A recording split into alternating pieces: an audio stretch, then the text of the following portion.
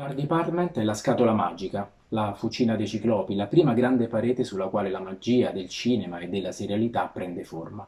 Scenografi, art director, costumisti, concept designer, concept artist, visualizer, sono tutte le cosiddette maestranze, sono tutte professioni fondamentali per la riuscita di un buon film o di una grande serie. Ma dove lavorano tutti questi artisti? In quale parte del processo produttivo di un film entrano davvero in campo e quando è che i loro talenti cominciano a mescolarsi nella produzione di un grande progetto? Tutte queste domande hanno un'unica risposta, negli art department.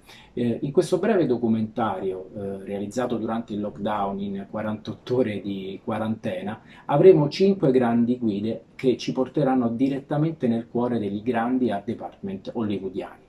Tutti quanti loro ci spiegheranno che in fondo, oltre alla ricerca, al talento, alla creatività, c'è una grande cosa che lega tutti quanti i professionisti del cinema, la passione per il racconto, la ricerca e la espressività della grande fantasia. Ma per partire in questo viaggio dobbiamo, proprio grazie a loro, cominciare dalla storia, o anzi addirittura dalla preistoria.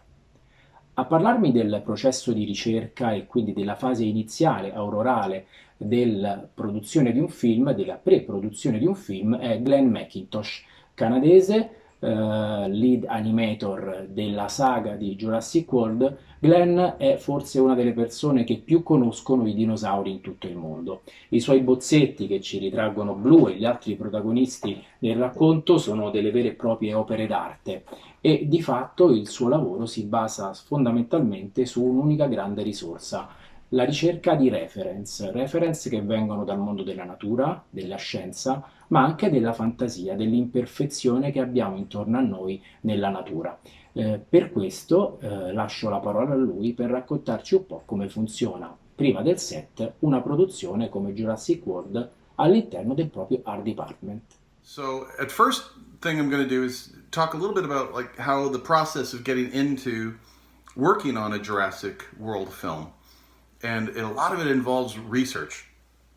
And that research is reference and surrounding yourself with as much reference as possible. And as you can see in some of the pictures that I'm going to show you, I like to surround myself with a lot of reference, and specifically reference to the Jurassic World movies, because we have to be reverential of the movies that have come before, while also trying to be reverential of the history of paleontology and what's everything that's happened since the first film in 1993.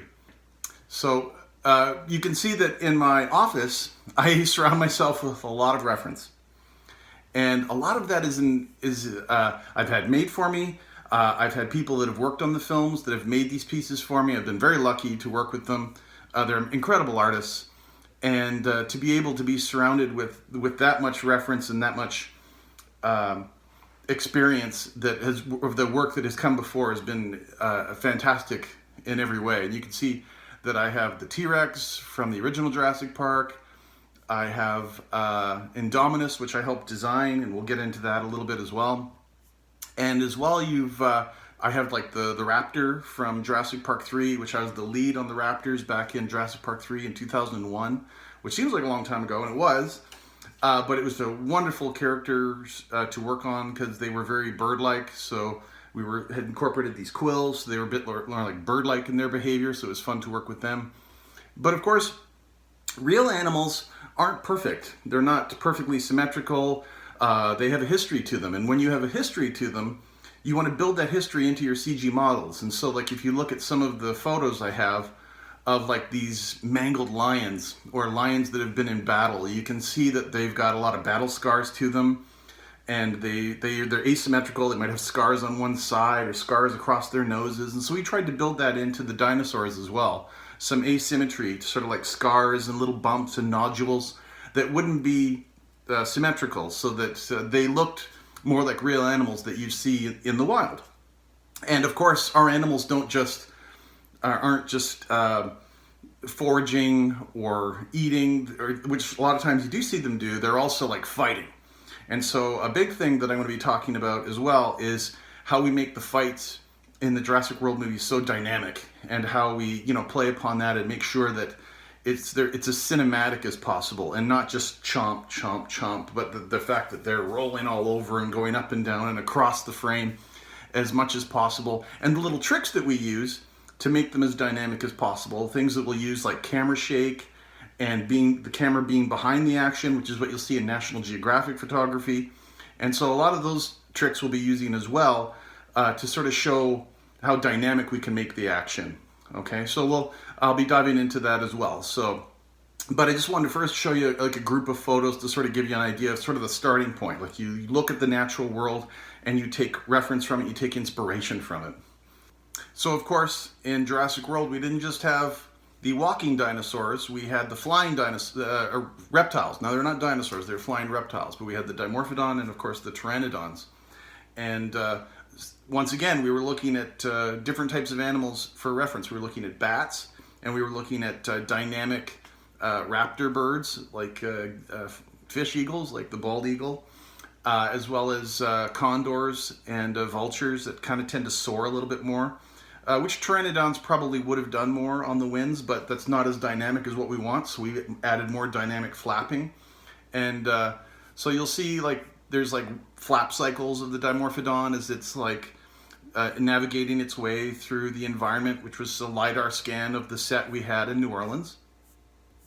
You have a Pteranodon that's taking off and flying away like a bat. And by virtue of the fact that the bat animation was slowed down, that worked to our advantage because we're saying that these Pteranodons were had about a 20-foot wingspan.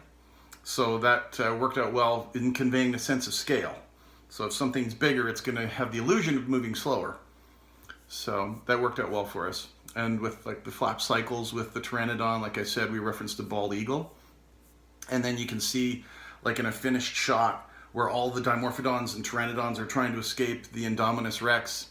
They're all like just swarms of them escaping out of the dome, and then that causes trouble for the helicopter above. Una volta concluso il lavoro sulle reference, nella pre-produzione di un film è il momento di far entrare in campo i concept designer e i concept artist. Da questo punto di vista il loro lavoro è fondamentale, sono dei veri e propri inventori di mondi, di personaggi, di atmosfere e il loro ruolo è determinante poi anche per tutto il resto dei reparti, dal costumi al trucco, la creazione delle scenografie e in post-produzione anche negli effetti visivi. Per spiegarmi il ruolo del concept artist in modo più profondo ho chiamato Edvige Faini che dal suo studio milanese collabora a grandi film e anche alla produzione di grandi videogame che appartengono un po' a tutti quanti i generi narrativi. Nel suo portfolio troviamo film fantasy, di fantascienza, titoli quali Maleficent, Pirati dei Caraibi, Krampus, quindi anche l'horror. E quello che le chiedo di spiegarci è qual è il ruolo fondamentale vero e proprio del concept artist e quando è che entra precisamente con quali modalità nella produzione di un film. Ovviamente a distanza, come è questo documentario, ma questa è la sua risposta. Quello che ad oggi ancora mi lascia stupefatta è come sia possibile per un concept artist come me e come molti altri operanti nell'industria in modalità remota, vale a dire lontani dagli studi di produzione, lontani dai set, come sia possibile, dicevo, riuscire nell'intento di interpretare esattamente le esigenze di un regista, dando forma alle sue visioni, spesso riferendosi esclusivamente ad un'unica frase estrapolata da una sceneggiatura e riportata in un'email. Poche parole da cui l'immaginazione deve partire e mettersi a macinare, spesso anche in tempi molto molto celeri. Mi è capitato di lavorare con registi che mi fornivano appositamente pochissimi input, consapevoli del fatto che in assenza di informazioni dettagliate sulla scena da realizzare, il mio apporto immaginativo e creativo sarebbe stato maggiore. La mente crea dal nulla, inventa ciò che non c'è per risolvere circostanze impossibili da superare con quello che si ha già a disposizione. Il fantastico, lo stupefacente, esistono proprio in virtù dei limiti della nostra coscienza e questo è un paradosso molto affascinante.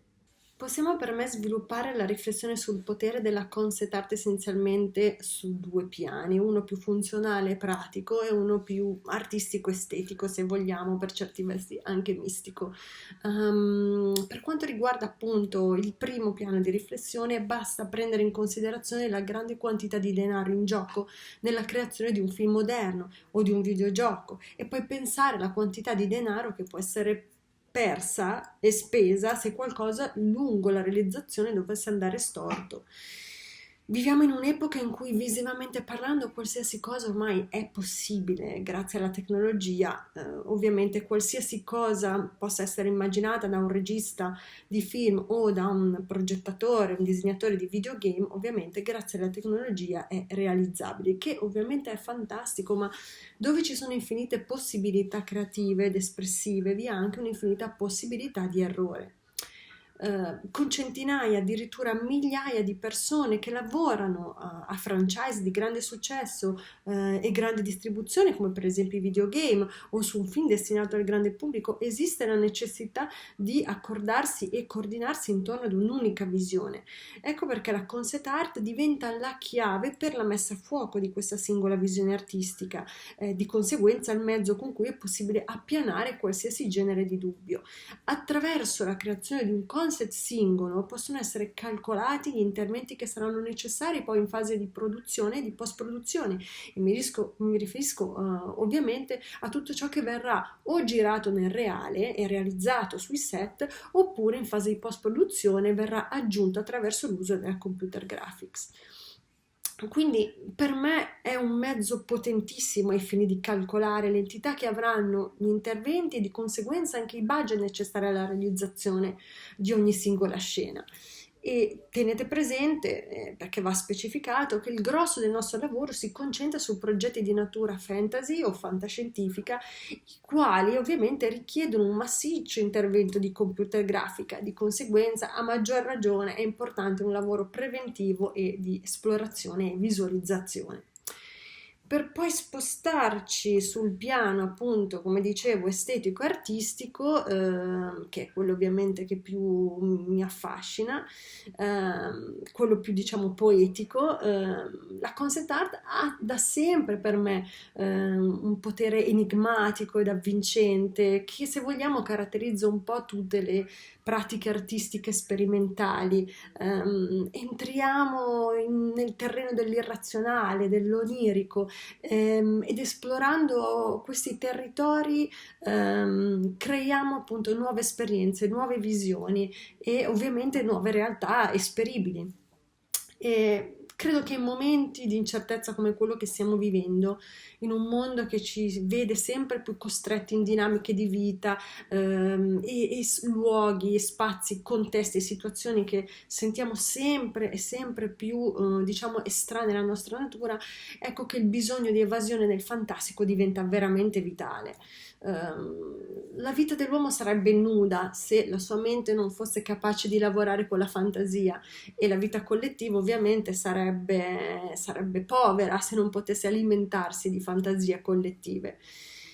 Secondo me questo bisogno di creare mondi alternativi nei quali evadere esiste in noi esseri umani da sempre, sia come mezzo per scappare dalla realtà, ma se vogliamo anche come mezzo per, diciamo, superare i nostri limiti fisici, e le avventure in questi mondi possono magari poi farci tornare con delle esperienze, con un bagaglio anche emotivo, o delle ispirazioni completamente nuove. Si può dire quindi a ragione che sia proprio un processo cognitivo che è vitale per la natura della nostra mente, e che è così diffuso tra tutte le culture del pianeta che può veramente ritenersi qualcosa che condividiamo a livello universale. Una volta concluso il lavoro sul concept di personaggi, ambientazioni e prop di scena, è il momento negli art department di convocare lo storyboard artist, cioè di cominciare a dar vita al film prima di girarlo. Per proseguire nel nostro viaggio, quindi, ci spostiamo da Milano a Edimburgo per incontrare uno degli storyboard artist più famosi al mondo, William Simpson. Fumettista, dal 2011 Simpson è il lead storyboard artist di Games of Thrones, e attraverso la sua matita il grande pubblico ha conosciuto le storie di Approdo del Re e Grande Inverno, e lui stesso ha contribuito al design di draghi, corvi, metalupi presenti nel racconto. Ciò che interessa di più a Simpson nel proprio lavoro è l'energia che si sprigiona dalla sua matita, cioè l'importanza e il contributo che lui riesce a dare ad artisti e a produzioni per tradurre già in immagini in movimento quello che poi sarà il racconto di ogni episodio della serie. I love, I mean, there's nothing better than sitting down and chatting to a director and working stuff out with a director and getting into their head. But there's this beautiful thing of when you're given a scene and they've trusted you enough to go ahead and work the scene out. And there's definitely been a few times in my life where I've had that really excellent opportunity of completely envisaging a scene and the director looking at it and going, "This is great, we'll shoot it." So that's kind of cool, because then when you see the actual completed film, you're actually seeing your work walking across the screen. I mean, it happened a couple of times in Game of Thrones when I was working on it. There was, there was a couple of scenes where I was called in early and had to work out the scenes.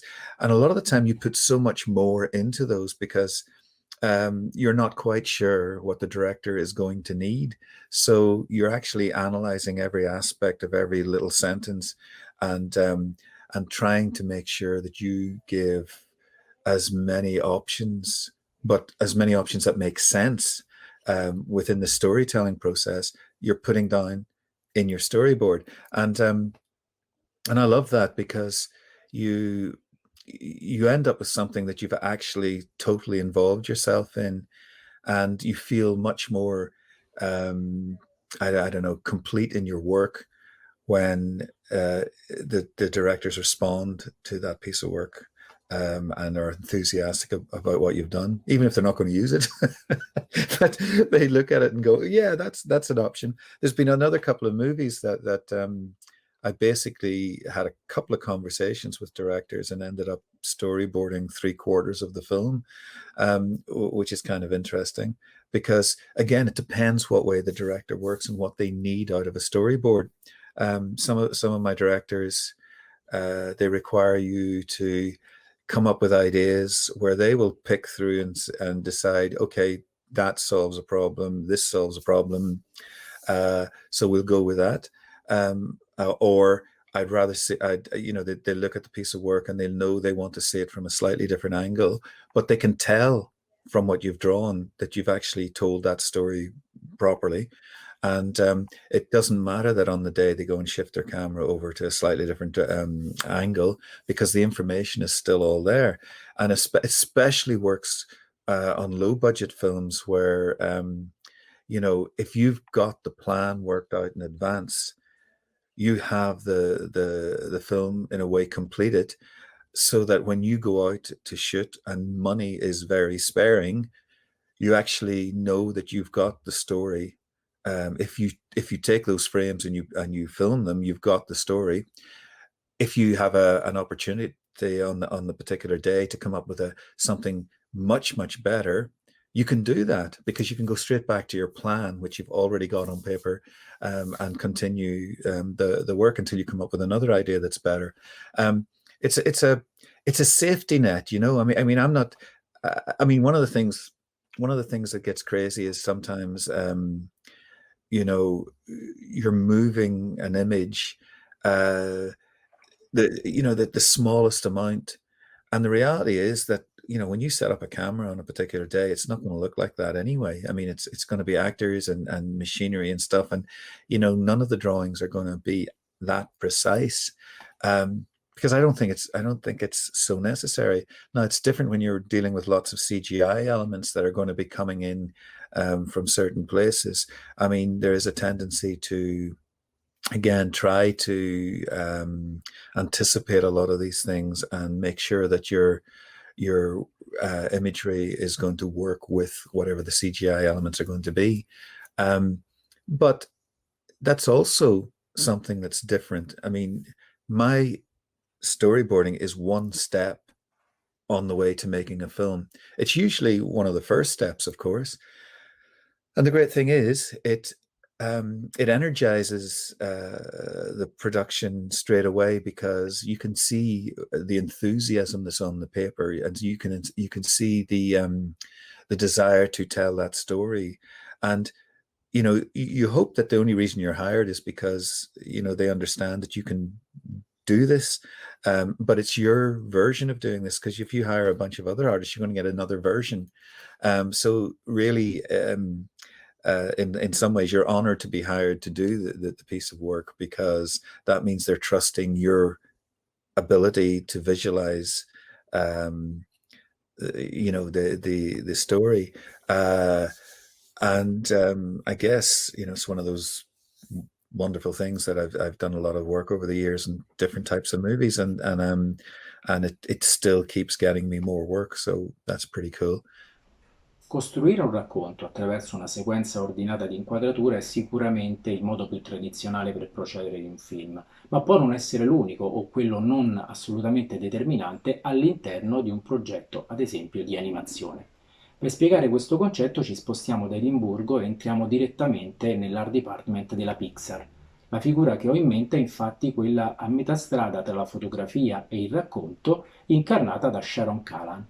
Sharon Calahan è un'artista fondamentale nello studio, è lì ormai da circa 20 anni e ha lavorato a progetti che da Toy Story l'hanno portata fino a Ratatouille, Il viaggio di Arlo, Cars 2. Tutte opere fondamentali alle quali lei ha contribuito creando una vera e propria nuova tecnica, quella del painting realism. Di fatto costruisce sul set o nelle location dove poi si girerà il set dei veri e propri quadri. Suggerisce quindi con il proprio pennello digitale non soltanto l'inquadratura ma anche la luce che questa potrà avere. Questo è di grandissima importanza per i registi con cui collabora e di fatto ci affidiamo alla sua voce adesso per capire come funziona la sua tecnica, ma anche quali sono le parole chiave e i destini incrociati attraverso i quali questi grandi artisti entrano e poi affermano il loro stile nei grandi studios hollywoodiani. Hi, I'm Sharon Calahan, Director of Photography at Pixar Animation Studios. My dream began early in life as a little girl who wanted to grow up to work for Disney. The path to that dream started in art school, where I trained as a graphic designer, illustrator, and photographer. After graduating, I worked in television, video production, advertising, and eventually became the lighting director at Pacific Data Images until, in 1994, I joined Pixar as lighting supervisor on the world's first animated feature film, Toy Story. That film changed the entire industry, and it became the beginning of a new era, one that challenged me to dream bigger by becoming better at the craft of cinematography and lighting. My director of photography credits began with A Bug's Life, followed by Toy Story 2, Finding Nemo, Ratatouille, Cars 2, The Good Dinosaur, and most recently Onward. A big part of how I approach my work is by using the art principle I learned in art school and by continuing my visual education with my own painting and photography. I enjoy looking for ways to use light and color to create a more painterly image that adds emotion and beauty to a scene to support the story. Filmmaking is a team sport, which means that there's a lot of creative collaboration with the director, producer, production designer, other supervisors, as well as all of the fabulously talented artists and technical wizards working together. The finished film is a celebration of that artistic collaboration. Over the years, I've been fortunate to gain membership in film organizations like the Academy of Motion Picture Arts and Sciences, and was also the first animation artist to be invited to join the American Society of Cinematographers. Each film is an exciting new learning opportunity, and I still enjoy challenging myself to improve my craft and to grow as an artist and filmmaker.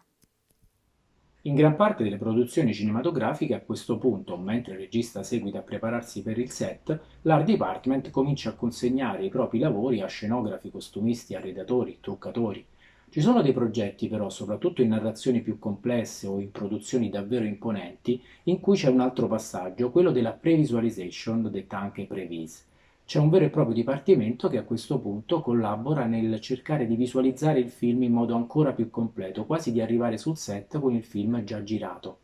Ecco, per spiegare questo concetto mi sposto ancora e a bordo di uno smartphone questa volta ci spostiamo a Los Angeles, dove presso la third floor lavora Sean Rourke. Sean Rourke è uno dei visualization artist più famosi al mondo e nel suo studio ha collaborato a progetti quali The Avengers, Capitan America, Pirati dei Caraibi, La Bella e la Bestia. Ecco, dalla sua capacità di visualizzare, di creare come se fossero all'interno di tavole le scene di un film, esce fuori un lavoro molto importante. Di fatto è come se la sua famelica passione per i fumetti permettessero poi al regista e alla produzione di arrivare sul set col film quasi già girato. Ecco, grazie al suo sguardo tutto diventa sicuramente più semplice, ma addirittura in alcune sequenze, quelle più avvincenti del film, senza il lavoro della pre-visualization, molte cose sarebbero addirittura impensabili. Let's get into what visualization actually is. It's essentially the part of the industry where the visual planning takes place. So when you have a movie, like if we were to say The Avengers, the studio would come to us. I work for a company called The Third Floor, and we're one of several vendors who do this kind of work. The studio comes to us and they say, hey, we've got this big movie of the Avengers, and the entire last act of the film is a huge battle that takes place in New York City. And we've got a wormhole that opens in the sky, and a bunch of aliens come down, and they start blowing stuff up, and our heroes have to fight against them. One of those heroes is the Hulk. He's completely computer generated. They're going to be chasing after Loki. They have to get back the cosmic cube. And we think there's going to be a missile strike in there somewhere. So please show us, what does that look like? And so then we sit down with the script and the director and the producers, and we figure it out. And they basically tell us what it is that they need, and then we start generating ideas and generating images. And we do all this in, for those of you who are familiar with computer software, we use a 3D software called Maya, and we build computer-generated models of all of the actors and all of the locations that they're planning to shoot in. We build digital versions of the sets and all the props that are relevant and that sort of thing. And then we put together the scene or string of scenes in what looks like video game resolution. And then the part of the process that I particularly work in is I'm an editor. So as the company that I work for makes all of the different shots of the end of Avengers, then I would get all of those shots and cut them all together and add sound effects and music and subtitles for dialogue and that sort of thing. And then we do version after version based on the notes that the directors have for us. And eventually we get it to a point where everybody's happy with it and they say, okay, that's it. And then I hit export on my Avid and shoot out a QuickTime of pretty much exactly what the scene is going to look like in the movie. And then they take that and they give it to all of the different department heads on the film, everything from the camera department to set construction, visual effects, costuming, lighting, the assistant directors, stunts, everything, and they can say, okay guys, this is what we're going to go shoot. So they have a blueprint that they can use to schedule everything out, to budget everything out, to build everything, so that when you've got a bunch of really expensive actors and you're shooting in the middle of Times Square in New York, you have a plan and you're not just winging it so that you don't wildly overspend. And that is essentially what we call pre-visualization. So I brought an example of that, and it's from Avengers Endgame, so that you can kind of see, you should be able to, or the important thing is that we build characters so you can recognize actors. And every one of these sort of sets and environments are built within the computer to match the scale of the sets they plan to build or the locations that they plan to shoot at, so that they will know, where can we put the camera? Does the camera go on a tripod? Is it handheld? Is it on a dolly? Is it on a crane? Is it on a techno dolly? Is it mounted to a car? Or is there no camera at all and this entire shot needs to be computer generated? Where do we need to put the blue screens? Where do we need to frame so that a character that doesn't exist on set but is going to be created using CG later, where does that character go? All of those sorts of things, including the distance of the camera to the actors, the speed at which the camera is traveling, the lens that's on the camera, and what type of camera they're planning on using. So we're able to go through and plan out all of that for a smaller amount of money over the course of anywhere from a couple weeks to, 5, 6, 7, 8 months. And then the studio then has a game plan that will save them millions and millions of dollars when they go to actually shoot. So that's kind of what previs is. And I brought a second clip here to show you that is from Avengers Infinity War. And this shows a side-by-side comparison of what the previs looks like compared to the final footage that goes up on the screen in movie theaters. And so the stuff on the left-hand side of the screen is all the previs that we created before they went and shot anything. And then the stuff on the right is what it looked like when you watched the film. So you can see how close the previs is to what eventually gets finished.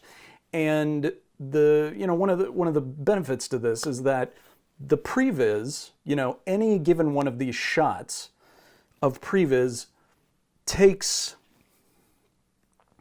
a couple of artists, a couple of days to make. If you consider all the support personnel who go in to making all this work, including myself, you could say that 12 people, potentially 20, worked on any given shot. As opposed to the final stuff that you see on the right-hand side of screen, where any one of those shots took upwards of 300 to 600 people months to be able to do the photoreal version of what you see. So the benefit to us is that we can quickly iterate through ideas and figure out what works and what doesn't work, so that when you hand that off to the people who are going to be shooting and doing all the final visual effects, you've already got your plan figured out and you save tons and tons of money that way. Al termine di questo breve viaggio non ho esaurito, sarebbe stato impossibile, tutte le figure e le maestranze presenti negli art department. Ci siamo concentrati in particolare su quelle dedicate soprattutto alla visualizzazione, quindi al rapporto tra cinema ed arti visive. Spero sia stata una istantanea abbastanza precisa, ma di fatto qualsiasi ricerca sugli art department non può che essere lacunosa. Infatti gli art department sono di fatto un laboratorio in continua evoluzione, in cui reale e immaginario cambiano e scambiano continuamente il loro ruolo. Per questo immergersi nel lavoro degli artisti e dei talenti che lavorano agli art department di fatto significa immergersi in lavori che del non finito hanno il loro vero DNA. Proprio perché sono lavori di servizio, che spesso diventano vere e proprie opere d'arte, ma che devono servire a registi e autori soprattutto per essere ispirati e non condizionati nel proprio lavoro. Insomma, l'art department è la sintesi quindi di tutte le arti visive applicate al cinema e di fatto è uno spazio composto da strumenti, visioni, anche salti nel buio, che permettono ai loro autori di raccontare una storia che riesca a coinvolgere il pubblico, ma di farlo con i propri strumenti che sono via via sempre più precisi e compiuti, ma che allo stesso tempo, proprio per vantare l'autorialità degli artisti che ci lavorano, possano essere sempre liquidi, aperti ed emozionanti.